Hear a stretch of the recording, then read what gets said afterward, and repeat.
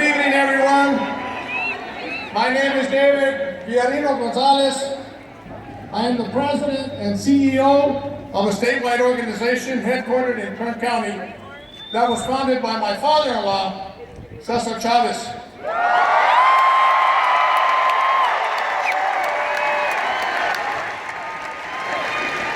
Back then, it was part of the UFW. It's called the Farm Worker Institute of Education and Leadership Development, otherwise known as FIELD, or Field Institute.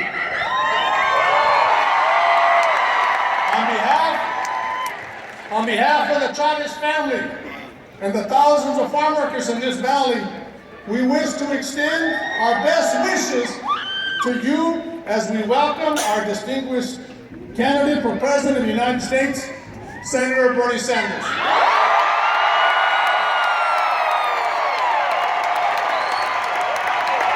But before I begin my introductory remarks, I would like to acknowledge some people who are here today from my board of directors, here in the presence of some great organizers, some of whom earn $5 a week while they sacrifice their homes, their children, some instances their lives, fighting for the primacy of labor and working people, just like Senator Sanders. Many of us practice organizing techniques that we were taught by them. We adopted their vision, followed their leadership into battle against some of the richest and most powerful economic sectors in the history of our country. Sectors like oil, and Wall Street, and finance, and ag. Just like Senator Sanders has fought these guys. And today, we've been confronting some of the most warped Republican beliefs about what makes our country great, and understanding that the role of good leadership is to inspire others to do good and to do well. People like Cesar Chavez and Dolores Huerta, Fred Ross, Marshall Gans, and a local homegrown farm worker leader, Jessica Gouveia. Rest in peace.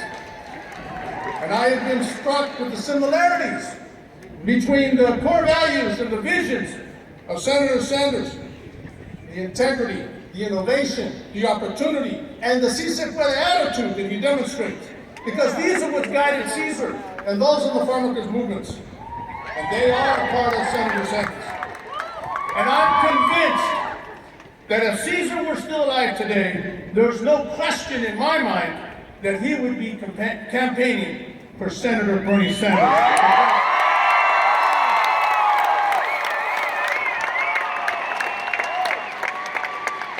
You see, sisters and brothers, Cesar's support for presidential candidates was never about conventional wisdom. It was always about principle. Who stood for farm workers? Who stood for the marginalized? Who stood for the uneducated and the poor?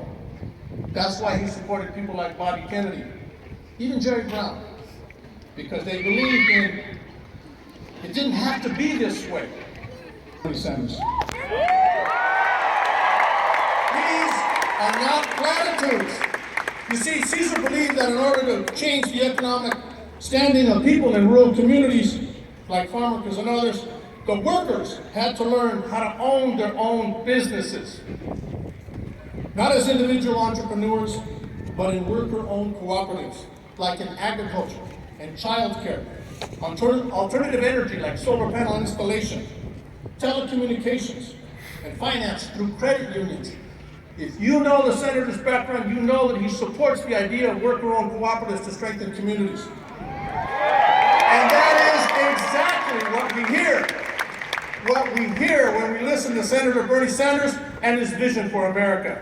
That is exactly what we see when he holds small meetings with people to listen to them, like we just had off at the Harvest Room right now, talking about local issues and solutions. And that is exactly what we feel when he explains how we should be able to attend college and improve the environment and close the income inequality gaps by changing the old paradigm. The notion of big ag, of big oil, of big finance, and big corporations controlling the global economy doesn't have to be that way. It doesn't have to remain the reality. It will take leaders like Bernie to make that change happen.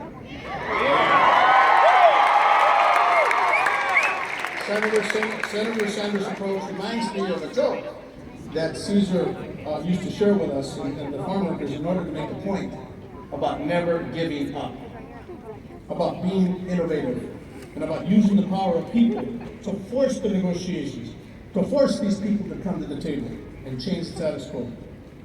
And it applies to Senator Sanders' campaign now more than ever.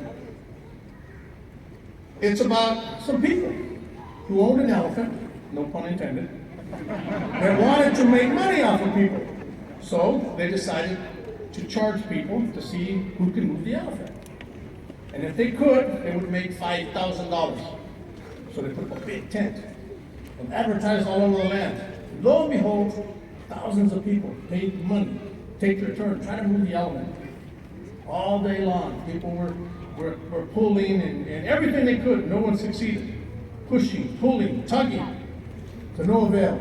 At the end, the last person was a little old man right before it closed.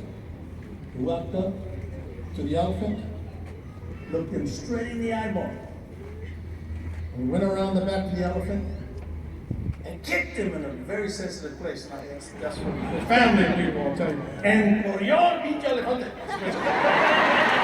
The elephant took off running, and the little old man collected his money. So the next day, the guy said, "Hey, we gotta change this up." So they moved to another city. Same thing. People showed up again, paid their money, took their turn, pushing, pulling, tugging, all to no avail. Right about closing time, up walks the little old man. Goes up to the elephant, takes a long look at his mug, and says, walks around his back, kicks him again, the same very sensitive place. Y corrió el elefante otra vez. Little old man collected his money. So the elephant owners had to reconvene for a better plan. They decided, let's move to a third town, charge $20, and this time we'll offer $50,000 to anybody who can get the elephant to nod his head up and down and move his head left to right. People came from all over the place this time. They paid the $20, line stretched forever. They pushed and pulled and tugged the ears, climbed in his back, trying to force his head one way, then the other, all to no avail. Oh, the elephant owners were gleeful. They were going to make some big time bread. Then, just before closing time, who shows up? The little people. The owners were smirking though. They said, we got it this time. So the little old man walks up to the elephant, stares him straight in the eyeball, and he asks the elephant, "Do you remember me?" Nods his head. And then he says, "Do you want me to kick you in the same place again?"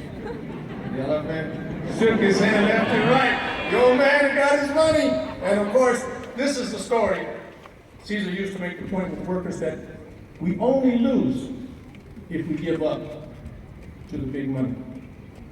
We need to build our power to organize actions, not just activities. And that we negotiate from strength of the workers and the students and our supporters. And this is why we need to send Bernie Sanders to the convention and to Washington, D.C. with a win in California.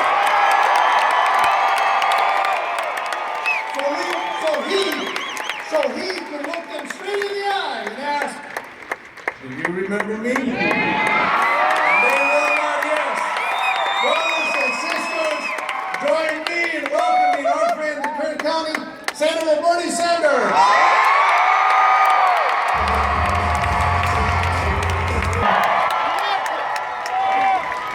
You understand that it is too late in this country today for establishment politics and establishment economics.